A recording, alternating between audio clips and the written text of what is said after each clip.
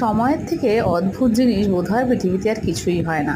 একে আমরা ধরে রাখতে পারি না, বেঁধে রাখতে পারি না, নিজের মতো করে চালনা করতে পারি না। অথচ অথচ আমরা প্রত্যেকে তার মতো করে কিন্তু চলতে বাধ্য হই। কি ভারী অদ্ভুত, তাই না? আমরা না চাইলেও তার মতো করে আমাদেরকে পাল্টাতে হয়, আমাদেরকে চলতে হয়, আমাদেরকে তার কথা ভাবতে হয়, আমাদেরকে তার জন্যই কোনো কাজের জন্য একটি নির্দিষ্ট ব্যবধান রাখতে হয়। আর সব কিছু যেন তারই অঙ্গুলি হেলনে চলে।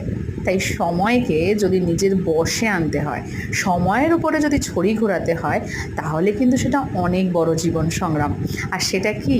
সেটা হলো নিজেকে এমনভাবে গড়ে তোলা, যে গড়ে তোলার পরিকাঠামো, চরিত্র, চারিত্রিক বৈশিষ্ট্য, আরও বিভিন্ন মানবতা বোধগুলো চরিত্রের মধ্যে এমনভাবে থাকবে যাতে সময়ে এসেও হার মেনে যাবে এবং বলবে, না, আমি এবার থেকে তোমার মতো করে চলবো।